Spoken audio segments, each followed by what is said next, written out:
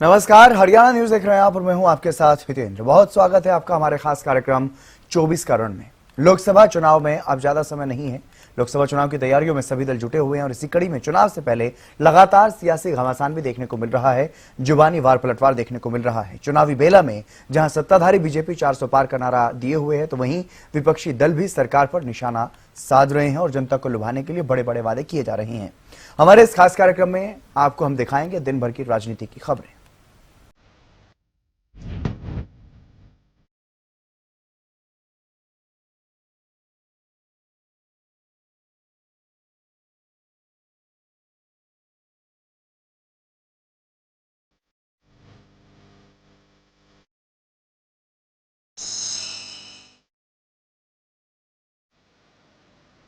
विपक्ष के stamp CM वाले बयान पर मुख्यमंत्री नायब सिंह सैनी का पलटवार सामने आया है। सीएम सैनी ने कहा कि स्टैंप तो वो लोग थे जो लिखकर आता था वही बोलते थे और वैसा ही करते थे। आपको सुनवाते हैं क्या कुछ कहा मुख्यमंत्री ने। वही लोग जो बोल रहे हैं वो अपने गिरेबान में झांके, उनको अपने गिरेबान में झांक करके देखना चाहिए। स्टैंप तो वही लोग थे जो दिल्ली से जो बात कागज के ऊपर लिख करके आती थी उसी को ही बोलते थे।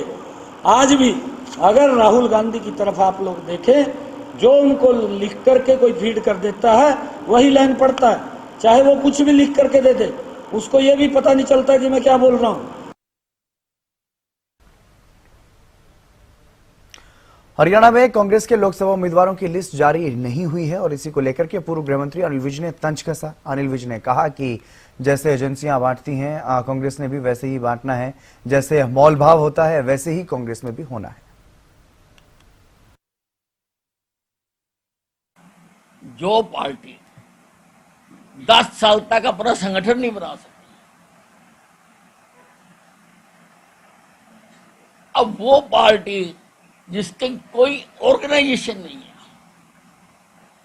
अब उसके बड़े बड़े जैसे कंपनियां एजेंसियां बांटती है ना, तो इन्होंने तो वैसे बांट रहा है, तो वही तालमेल हो रहा है, मोल भाव हो रहा है। तो उसमें तालमेल तो टाइम लगता ही है, वो ऐसे कैसे हो जाएगा।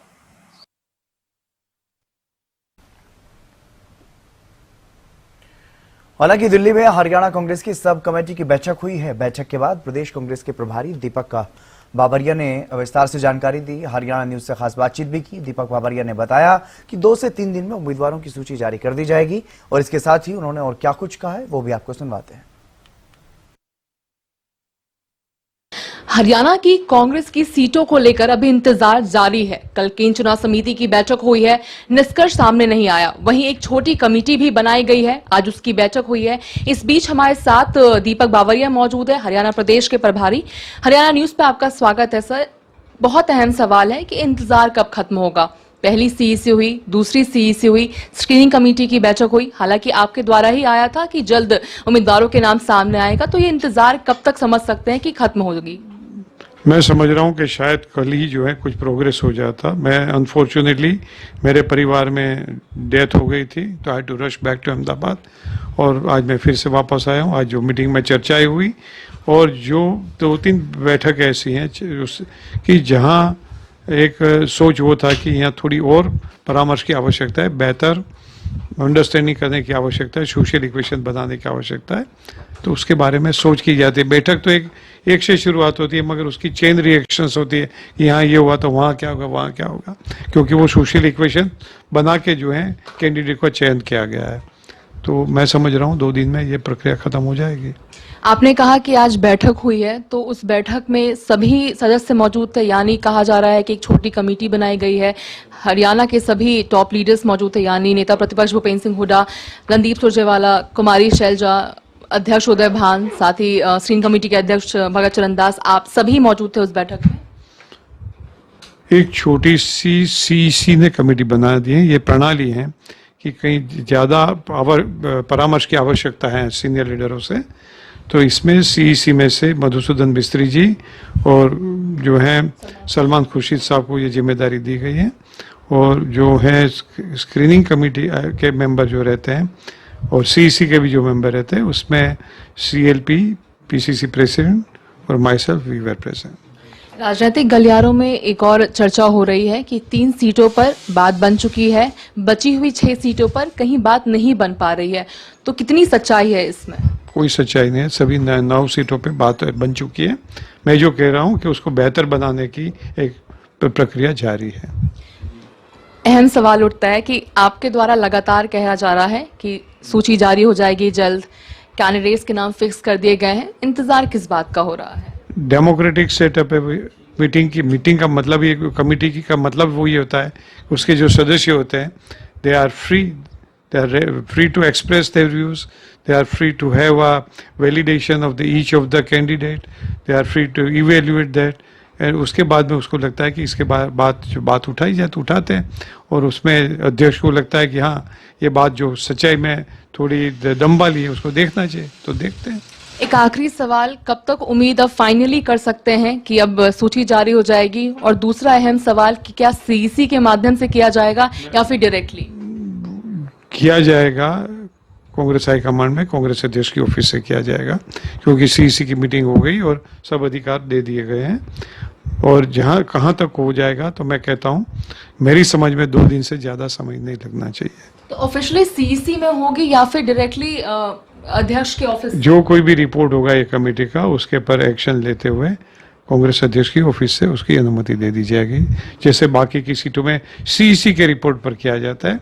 सीईसी ने ये कमेटी को अधिकृत कर दिया है, तो यदि कमेटी के रिपोर्ट पर उसको फाइनलाइज कर दिया तो जाए। कह सकते हैं कि जरूरी नहीं कि सीईसी की बैठक हो एआईसीसी मुख्यालय में या फिर डायरेक्टली अध्यक्ष। सीईसी की कोई मीटिंग नहीं होगी। बहुत बहुत धन्यवाद। हम सुन रहे थे दीपक बावरिया, प्रभारी हरियाणा प्रदेश के प्रभारी, जिन्होंने एक्सक्लूसिवली हरियाणा न्यूज से बात की है तमाम मुद्दों को लेते हुए कि कब तक सूची जारी की जाएगी, साथ ही क्या कुछ परेशानियां रह रही है, जल्द ही सूची जारी कर दी जाएगी। हरियाणा न्यूज, अपराजिता श्री, दिल्ली।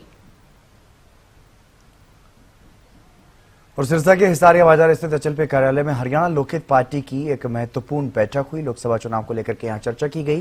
बैठक की अध्यक्षता विधायक एवं एचएलपी सुप्रीमो और हरियाणा के पूर्व गृह राज्य मंत्री गोपाल कांडा ने की। इस दौरान उन्होंने पार्टी कार्यकर्ताओं और पदाधिकारियों से संवाद करके जीत का मंत्र दिया और बीजेपी के पक्ष में वोट की अपील की। उन्होंने ये कहा कि सिरसा से कमल खिलाकर के मोदी जी की झोली में डालना है और इस दौरान सिरसा से बीजेपी के उम्मीदवार अशोक तंवर और बीजेपी के वरिष्ठ नेता गोविंद कांडा भी मौजूद रहे। तो मैं आज सभी वर्करों को एक संदेश दिया कि बाबा सरसाईनाथ की नगरी से हम कमल का फूल खिलाकर मोदी जी की झोली में डालें, ताकि जो उनका एक नारा है एनडीए का 400 पार, वो पूरा हो। और हरियाणा के अंदर वैसे भी एनडीए में होने के नाते हमारा फर्ज है और कि आज इस देश का जो गौरव मान सम्मान जो पूरी दुनिया में फैला है, और आज पूरी दुनिया में हिंदुस्तान का डंका जो जमीन से लेके चांद तक जो तिरंगा फहराया है उन्होंने और जो फहर रहा है, उसके लिए हम सब आभारी हैं उनके। और ऐसे प्रधानमंत्री जी को हमें सिरसा की धर्म नगरी से एक बहुत ज़्यादा मार्जिन से सीट देनी चाहिए जिताकर। जुट में एक आवाज़ में कि हरियाणा लोकहित पार्टी का एक ही नारा है कि जन जन का सम्मान करेंगे, लोकहित में काम करेंगे।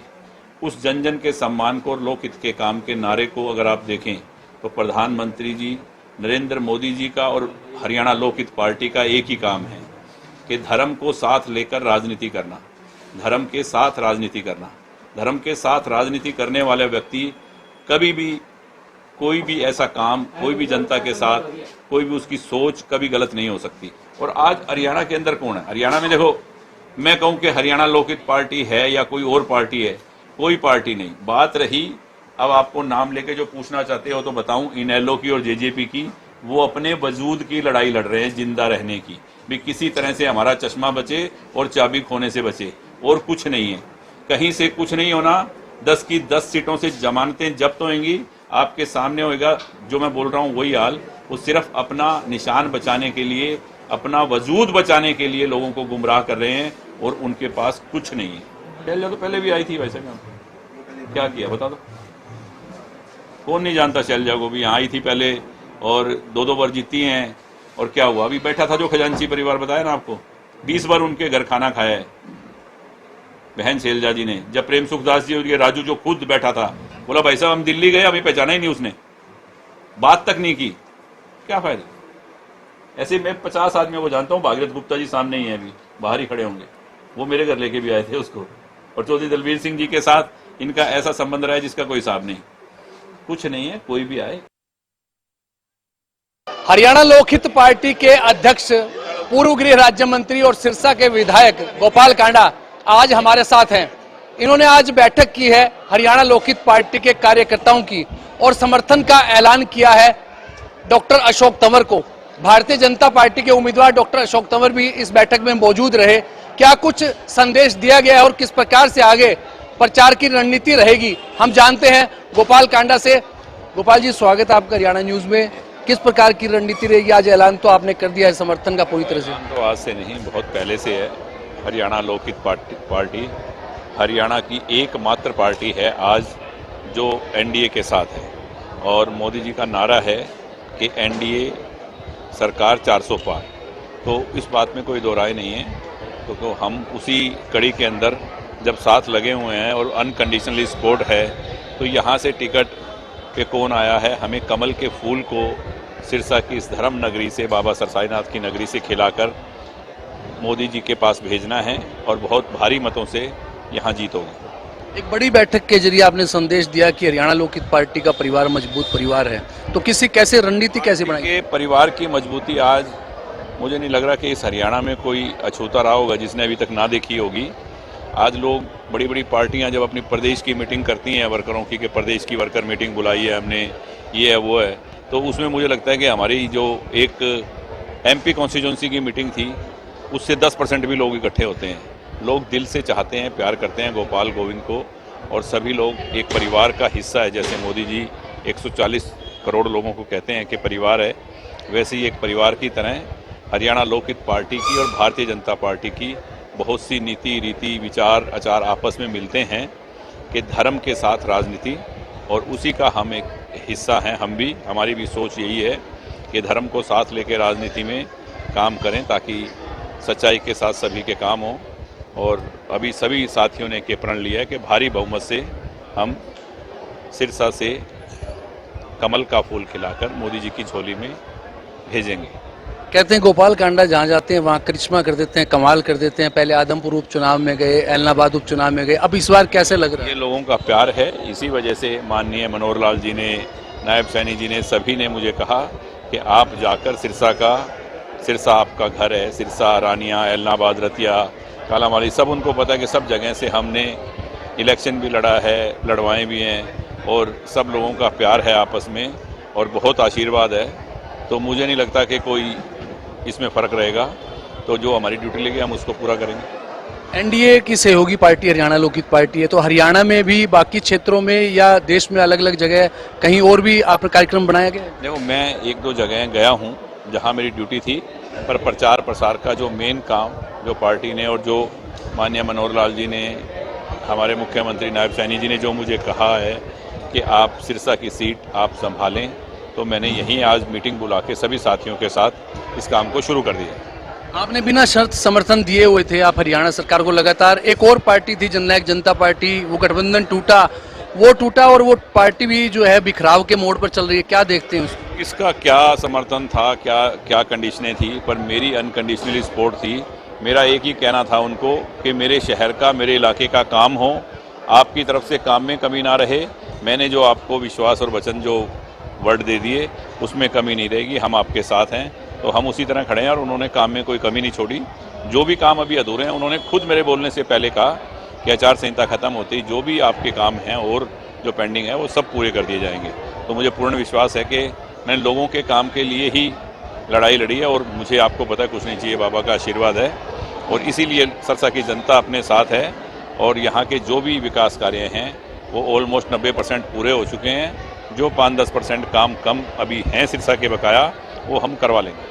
देश में एनडीए की स्थिति और प्रधानमंत्री नरेंद्र मोदी की जीत की स्थिति को आप किस रूप में देखते हैं? बड़ी जीत होगी, क्योंकि हिंदुस्तान का नाम आज, हिंदुस्तान का गौरव, हिंदुस्तान का जो मान और सम्मान है मोदी जी की वजह से, इस जमी से लेके आसमान पर, चांद पे जो तिरंगा फहराया है, उस गौरव को कोई भूल नहीं सकता।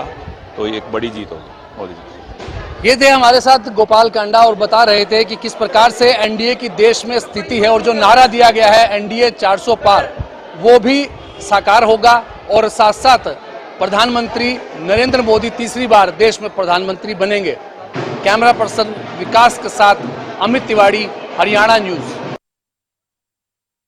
निश्चित तौर पर लंबे समय से ये परिवार समाज सेवा में, धर्मार्थ के, चरितार्थ के काम में लगा रहा है और पिछले 15 वर्षों में ये दूसरी बार विधायक बने हैं। आगे फिर और मजबूत हों, इसी तरीके से और सेवा करें और मिलकर के मैं समझता हूं कि हम ये एक डबल इंजन ऊपर है, दिल्ली और चंडीगढ़ का एक इंजन यहाँ। तो वहीं बीजेपी की तरफ से भी आज मैनिफेस्टो जारी कर दिया गया है। बीजेपी का संकल्प मोदी की गारंटी, इस संकल्प पत्र को नाम दिया गया और प्रधानमंत्री नरेंद्र मोदी के साथ साथ मंच पर बीजेपी के राष्ट्रीय अध्यक्ष जेपी नड्डा, राजनाथ सिंह, अमित शाह और निर्मला सीतारमण जैसे बड़े चेहरे भी मौजूद रहे। इस दौरान पीएम मोदी ने कहा कि हमारा फोकस निवेश से नौकरी पर है, हमारे लिए देश पहले।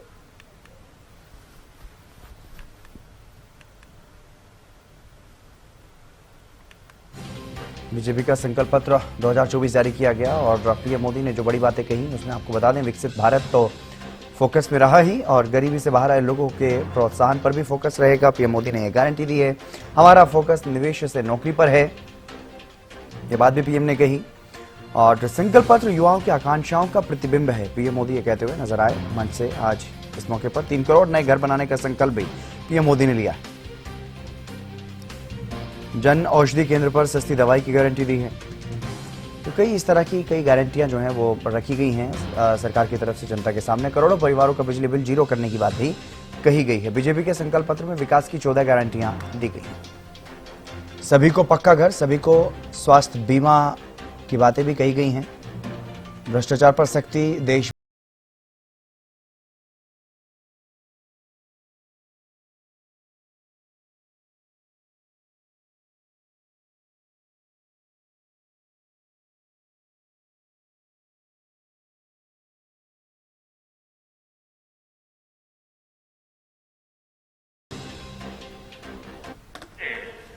एक मजबूत, पूर्ण बहुमत वाली स्थिर सरकार की आवश्यकता अनेक गुना बढ़ जाती है।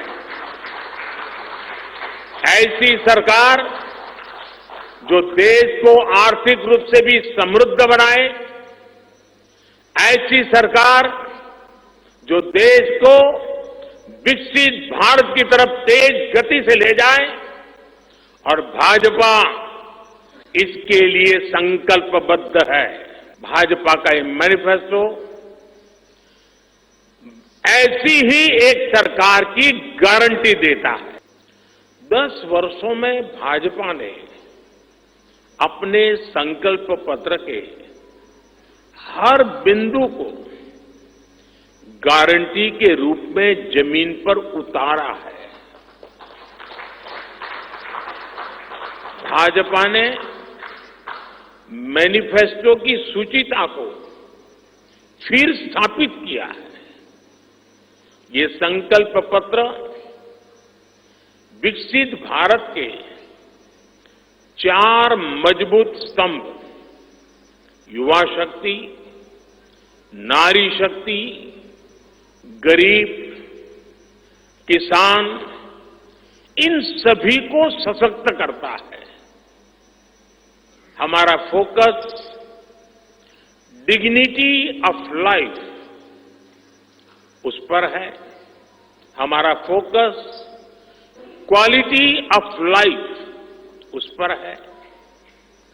हमारा फोकस निवेश से नौकरी, निवेश से नौकरी पर भी है। भारतीय जनता पार्टी देश हित में बड़े और कड़े निर्णय लेने से कभी पीछे नहीं हटती। हमारे लिए दल से बड़ा देश है। नारी शक्ति वंदन अधिनियम अब कानून बन चुका है। बीजेपी ने आर्टिकल 370 को हटाया और हम CAA लेकर आए।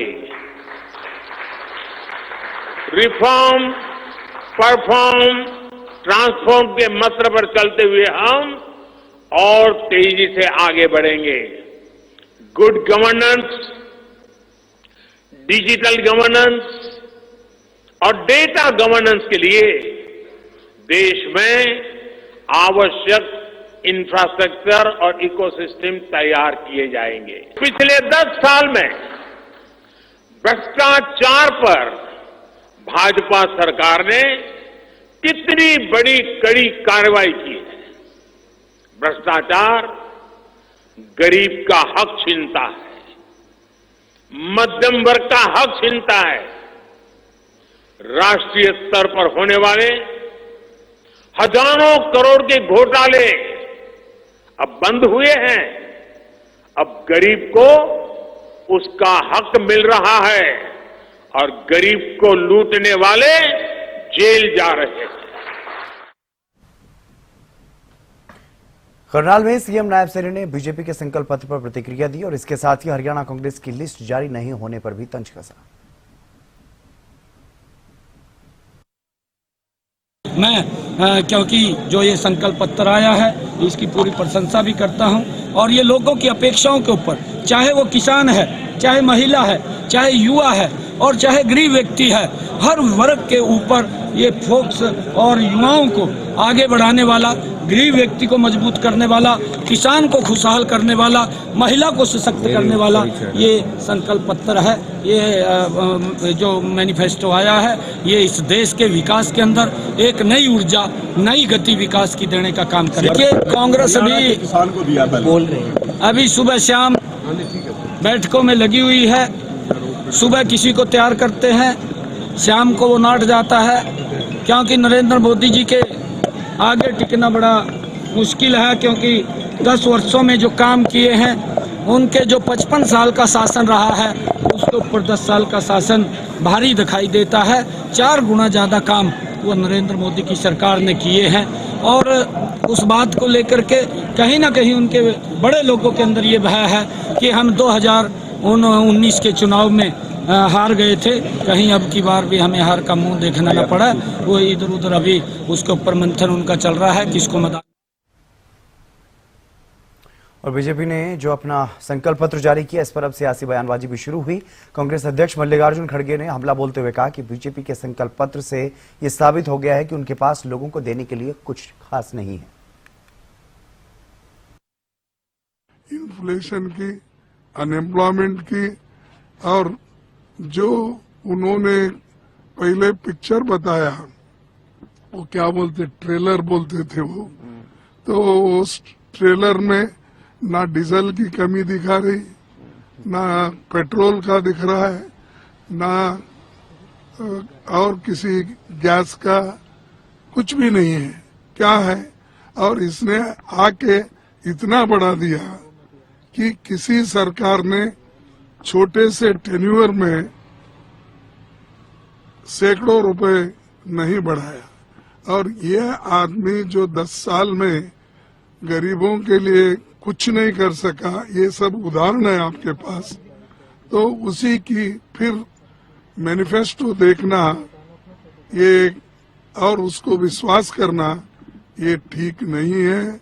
और इससे ये साबित होता है कि लोगों के लिए उन्हें कुछ देने के लिए उनके पास।